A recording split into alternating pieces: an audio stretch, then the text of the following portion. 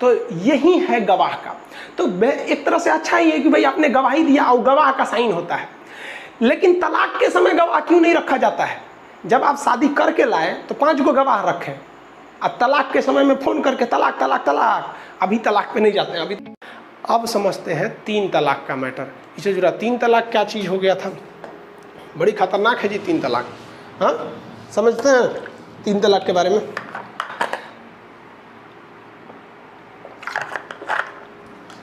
देखिए ध्यान से, मुसलमानों के लिए अलग कानून, हिंदुओं के लिए अलग कानून आज भी लागू है। इसकी शुरुआत की थी लॉर्ड कॉर्नवालिस ने। उसने हिंदुओं के लिए अलग कानून बनाया, मुसलमानों के लिए अलग कानून बनाया। ऐसे धीरे धीरे चलते आए, जिसमें हमेशा कुछ ना कुछ सुधार होता है। और इन लोग को लीगल भी है, आज भी मुस्लिम कानून लागू होता है और हिंदू कानून भी लागू होता है, आज भी लागू होता है। अब थोड़ा समझते हैं 3 तलाक के बारे में। निकाह क्या है? मुसलमानों में विवाह को निकाह कहते हैं। निकाह मतलब होता है इकरारनामा, एग्रीमेंट। तो एक्चुअली में इस्लामिक परंपरा के हिसाब से मैरिज इज एन एग्रीमेंट। इसलिए जब निकाह होगा ना, जैसे मान लीजिए मेरी शादी होगी तो हमसे मौलवी साहब पूछेंगे कि आपको फलां लड़की के साथ बिना किसी दबाव में, और जो अगर मान लीजिए वो दहेज दे रहे हैं, कैश पैसा दे रहे हैं, तो वो बोलेगा कि उन फलां लड़की का नाम बोलेगा कि इस लड़की के साथ आपको निकाह कबूल है। तो अगर हमको कबूल है तो हम बोलेंगे जी कबूल है। तो जब हम ये कबूल बोलेंगे ना, तो उस वक्त लड़की के भाई, चाचा, मतलब लड़कियां के 10-5 गो कम से कम रिश्तेदार लोग वहाँ खड़ा होकर सुनेंगे कि ये खान साहब सही में बोल रहा है कि नहीं, कि कहीं दबाव में बोल रहा है। अगर दबाव में शादी करेंगे तो दिक्कतें ना होगा, तो बोलेंगे कबूल है। तो मौलाना साहब उन गवाहों को कहेंगे कि आप देख रहे हैं ना गवाही, सब लोग सुन लिए ना? तो कहें हाँ। तो एक पेपर पे साइन कर देंगे मौलाना साहब, हाँ। अगला पलटेंगे, वो वहाँ पहले से लिखा रहता है, क्या आपको इस लड़की के साथ निकाह कबूल है? हम कहेंगे जी कबूल है।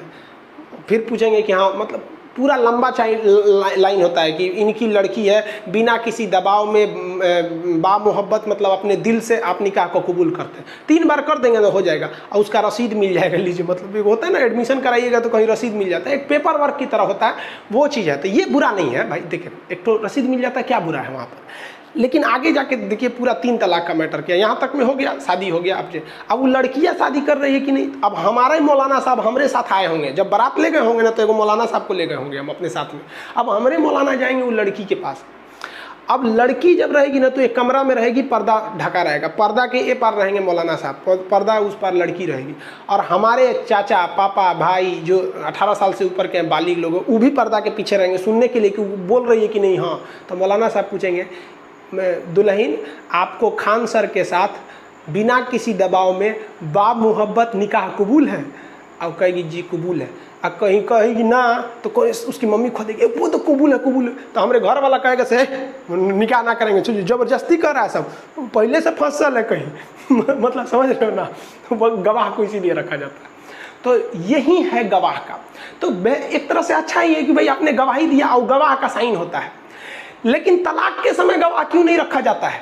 जब आप शादी करके लाए तो 5 गो गवाह रखें, और तलाक के समय में फ़ोन करके तलाक तलाक तलाक, अभी तलाक पे नहीं जाते हैं, अभी तो निकाह पे रहिए, अभी आराम से रहिए। निकाह समझ में आ गया होगा। जब निकाह हो जाती है तो मोहरदैन लिखा जाता है। मोहरदैन is a security money for your marriage. दूल्हा जो होता है ना, उससे मोहरदैन लिखवाया जाता है। मोहरदैन एक पैसे की रकम होती है। जैसे हम लिख दिए कि मोहरदैन में हमने लिख दिया 10 लाख रुपया, लिख के साइन कर दिए, तो वो मेरी शादी के लिए मोहरदैन हो गया। अगर आगे जाकर हम अपनी पत्नी को डिवोर्स देते हैं, तलाक देते हैं, तो हमें वो तलाक तब तक वैलिड नहीं होगा जब तक हम मोहरदैन में लिखे रकम, यानी उस पैसे को उस पत्नी को न दे दे कि हाँ लो भैया, इससे अब तुम तब तक गुजारा बत्ता कर लेना जब तक कि तुम्हारी दूसरी शादी नहीं हो जाती है। तो मोहरदैन क्या, as a security money of marriage हो जाता है। लेकिन अगर मेरी वाइफ हमको डिवोर्स दे देती है, तो हम जो मोहरदैन में राशि लिखे थे वो नहीं लौटाएंगे। समझ आ गया? मोहरदैन एक पैसे की रकम होती है। अब जब शादी होती है ना, तो लड़की के घर वाले क्या चाहते हैं कि मोहरदैन को हुमच के लिखवा दे ससुरा 2 करोड़ रुपया मोहरदैन। कब 2 करोड़ होगा नहीं करेगा कि तलाक देगा, लेकिन वो 2 करोड़ लिखता नहीं है। अरे मोहरदैन तो हम देखे हैं लोगों का 15-15 हज़ार रुपये लिखाता है, एक जना 35 हज़ार लिखते हैं। और ये मोहरदैन की बड़ी जबरदस्त राशि है। एक परंपरा है मुसलमान में कि वो जो पुरुष होते हैं ना, देखिए आज डिवोर्स का और 4 गो बीवी रखने का। इसका अगर आप एक सटीक और एक लॉन्ग टर्म अगर आप उपाय देखते हैं तो उसका एक ही उपाय है कि लोगों को शिक्षित करके उनकी मेंटलिटी को बढ़ाइए और वो एक सामाजिक ढंग से सोचें, वैज्ञानिक ढंग से सोचें, न कि पुरानी रूढ़िवादी ढंग से सोचें। ये एक सटीक उपाय होता है। तो मुस्लिम जो होते हैं ना, वो अपनी पत्नी को जीवन काल में ही मोहरदैन लौटा देते हैं। ऐसा कहा जाता है कि भाई ये मेरे लिए तुम्हारे लिए एक उधार है, मतलब ऐसा नहीं कि डिवोर्से देंगे।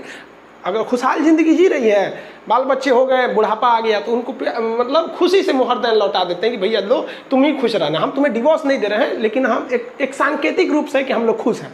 तो ये तो परंपरा रह गई भाई, ये तो खुशहाली का बात है। बात तब आती है जब तलाक की बात आती है, तो तलाक देंगे तो मोहरदैन की राशि आपको लौटानी पड़ेगी। अब जो तलाक है, जिसको डाइवोर्स बोलते हैं, डाइवोर्स मुसलमानों में 3 तरह का है, और 3 तलाक तो ख़त्म ही नहीं हुआ है यार। देखो ध्यान से, तलाक ए हसन, तलाक ए अहसन, देखिए ध्यान से याद रखिएगा। तलाक ए हसन, तलाक देखिए 2 बार गलती बोल दिए क्या, तलाक ए अहसन और तलाक ए हसन। यहाँ हसन है, यहाँ अहसन है। तलाक ए अहसन जो है, इसमें कहा जाता है कि अगर हस्बैंड वाइफ में नहीं जम रहा है तो हस्बैंड जो है वो वाइफ को तलाक देगा, बोलेगा तलाक, और इसमें गवाह का रहना जरूरी है, और तलाक गुस्से में नहीं दिया होना चाहिए। तो गवाह रहना चाहिए कम से कम 2 ठो, जिस तरह निकाह के समय 5 गो गवाह थे ना, यहाँ 2 गो गवाह रहेंगे। तलाक, उसके बाद हस्बैंड और वाइफ में 3 महीने का गैप हो जाएगा। 3 महीने तक ना हस्बैंड वाइफ से बोलेगा, ना वाइफ हस्बैंड से बोलेगी, मतलब इन दोनों में कोई रिलेशन नहीं रहना चाहिए, दोनों अलग रहने चाहिए। ये मायके चल जाएगी, ये ससुराल चल जाएगा।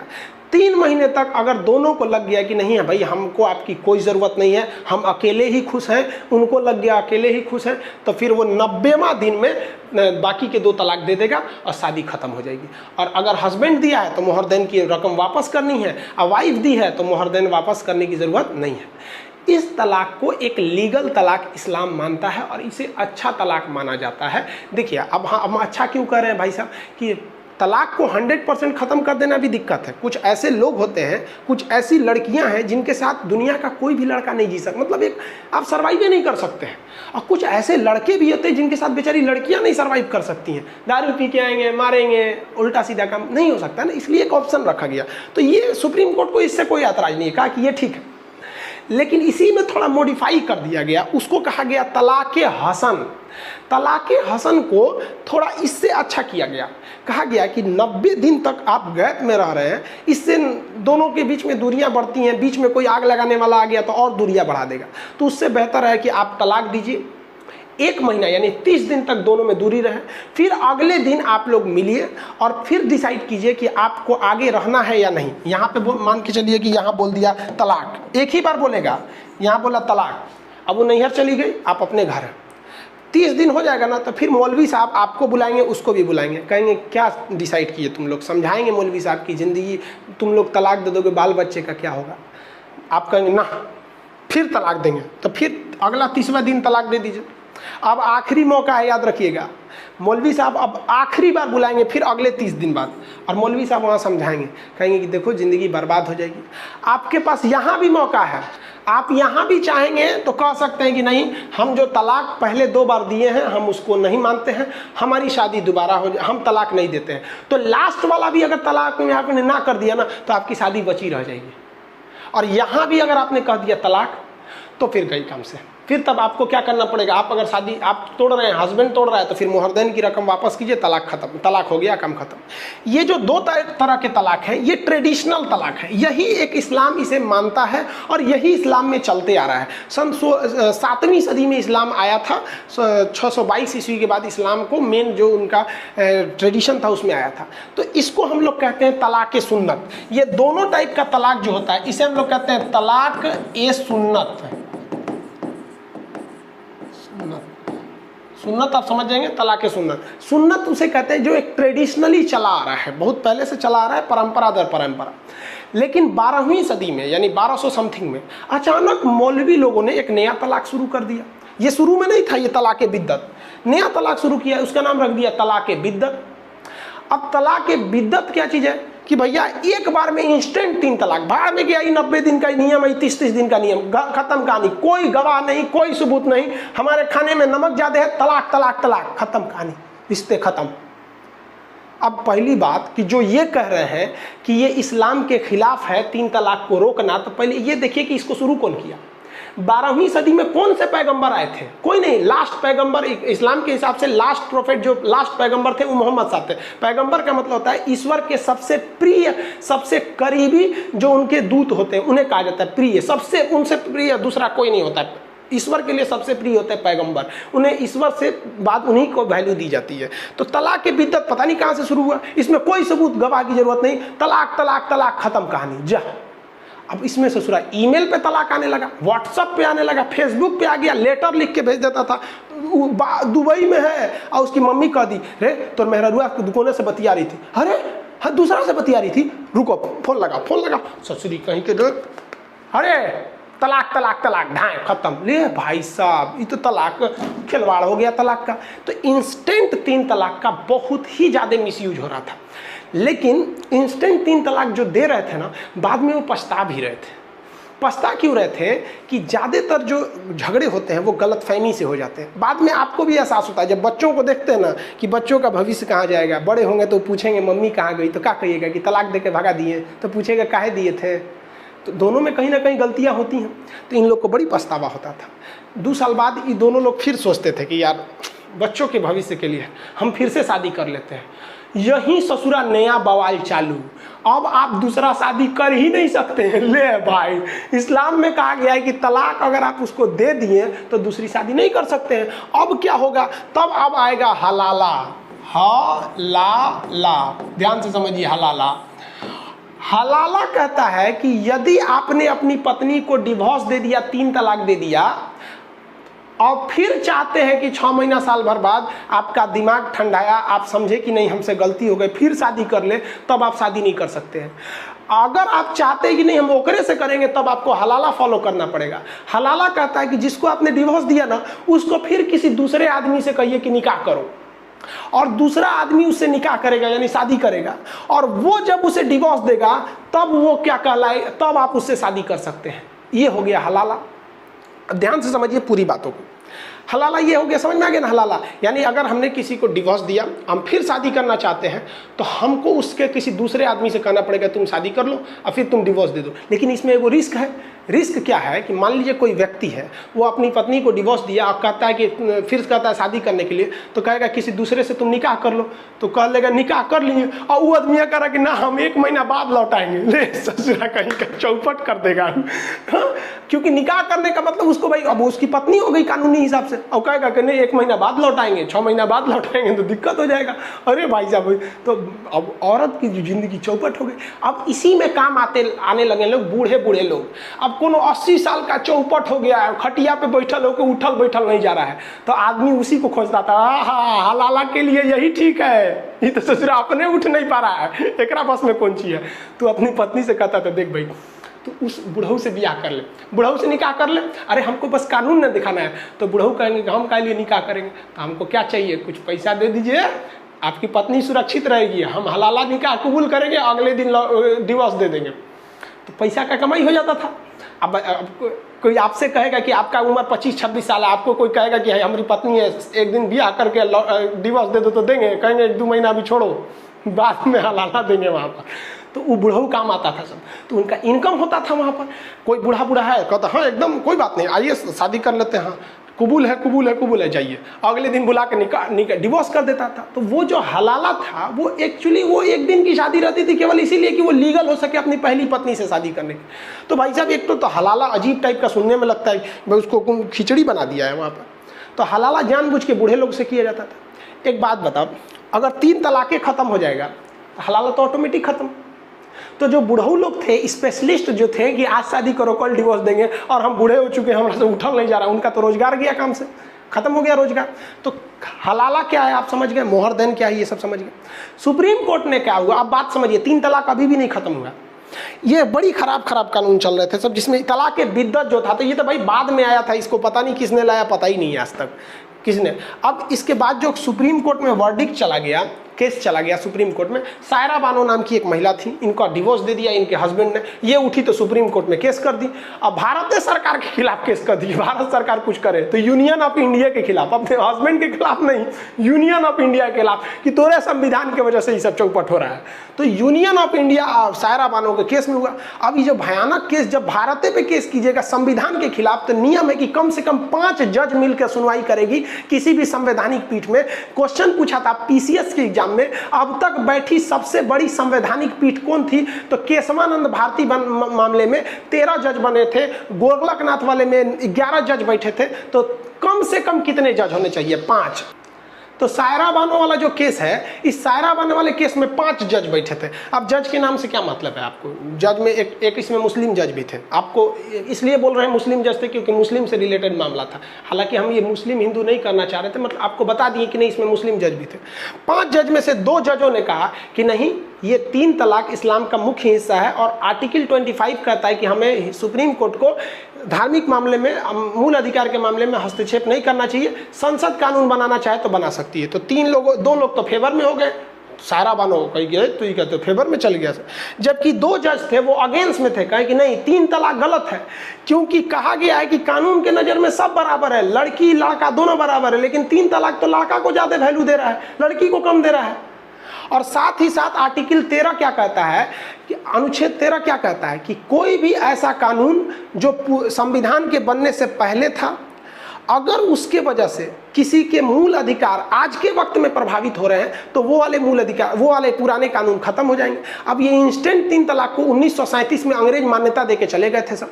अब जब हमारा संविधान लिखा गया तो उसमें अनुच्छेद 13 जोड़ा गया, कहा गया कि अंग्रेजों के वक्त के जितने भी कानून हैं वो अभी भी लागू रहेंगे, बशर्ते वो कि वर्तमान समय में वो किसी के संविधान को ठेस न पहुंचाते हो। तो संविधान कहता है अनुच्छेद 14 कि सब बराबर हैं, वो कहता है 3 तलाक पुरुषों को महत्व ज़्यादा देता था, तो ये अनुच्छेद 13 का उल्लंघन था, इसलिए सुप्रीम कोर्ट ने कहा कि नहीं ये अगेंस्ट है। और साथ ही एक और जज थे, उन्होंने तो सीधा कह दिया कि ये अन इस्लामिक है। अन इस्लामिक इसलिए कि 12वीं सदी में इसको प्रारंभ किया गया, ये शुरू से तो था ही नहीं यहाँ पर अन इस्लामिक। तो बताइए 3 जजों ने तो 3 जजों का फैसला क्या आ गया 3 तलाक के खिलाफ में, तो 3 तलाक को बैन किया गया 3-2 के मत से। यानी 2 लोगों ने कहा कि नहीं, 2 जजों ने कहा कि नहीं 3 तलाक रहना चाहिए और 3 जजों ने कहा कि नहीं ये अन इस्लाम, ये गलत है।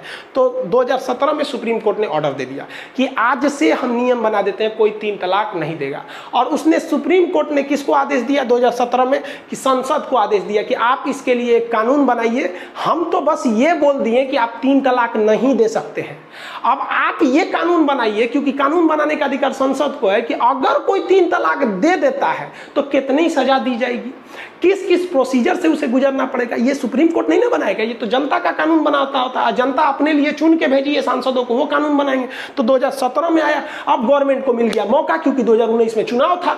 2019 के चुनाव में गवर्नमेंट ने इसे इस तरह से बजाया कि पूरी हिंदुस्तान भाड़ में गया, सुप्रीम कोर्ट पते नहीं है किसी को कि ये सुप्रीम कोर्ट के कहने पर हो रहा है। इसकी मुख्य जो किरदार थी सायरा बानो, उसको किसी को पते नहीं है और लोगों को लग रहा है ना गवर्नमेंट 3 तलाक खत्म कर दी। चलो भैया, गवर्नमेंट ने पारित किया, गवर्नमेंट की भी है इसमें, ऐसा नहीं है कि आप गवर्नमेंट को नकार सकते हैं, क्योंकि अगर गवर्नमेंट मेजोरिटी से पास नहीं कर पाती तो नहीं हो पाता। 2018 में गवर्नमेंट इसको सोची थी पास करने के लिए, नहीं हो पाया था राज्यसभा से, बाद में इसे 2019 में इसे संसद से मतलब अनुमति मिल गया था, चुनावी मुद्दा भी हो गया था और 3 तलाक को खत्म कर दिया गया। अरे भाई साहब, अब जरा आप पीछे आइए, 3 तलाक में केवल ये वाला खत्म हुआ है, तलाक़े बिद्दत। समझ में आ गया? पटना में जो लड़के थे उन्हें हम पढ़ा रहे थे क्लास में, प्रतियोगिता दर्पण वाला क्लास था, उसमें बताया था केवल तलाक़े बिद्दत खत्म हुआ है, ये आज भी लागू है। समझ में आ गया? ये कब खत्म होगा? जब यूनिफॉर्म सिविल कोड आएगा, समान सिविल संहिता, आर्टिकल 44, 44वां जो हमारा नीति निर्देशक तत्व है वो। आज हम पॉलिटी के क्लास में आपको 35 तक पढ़ा दिए हैं, 44 पढ़ाएंगे तो वहाँ पढ़ाएंगे समान सिविल संहिता क्या होती है। तो 3 तलाक, तलाक ए अहसन अभी भी है, तलाक़े हसन अभी भी है। ख़त्म कौन हुआ है? तो भैया तलाक़े बिद्दत। याद रखिएगा, तलाक ख़त्म नहीं हुआ है, तलाक़े बिद्दत आज भी एक महीने के गैप पर आप तलाक दे सकते हैं। तो ये गवर्नमेंट ने संसद से पारित कर दिया। पारित करने के बाद कुछ महिलाएं इसकी विरोध में चली आई और हजारों महिला विरोध में आ गई और कहीं कि तलाक बिल वापस करो।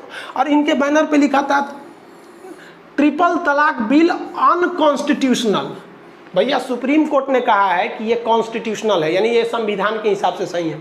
अब ये कहती है कि अनकॉन्स्टिट्यूशनल है। हमको लगता है कि सुप्रीम कोर्ट का जज संविधान ज़्यादा पढ़ा है इन लोगों के तुलना में।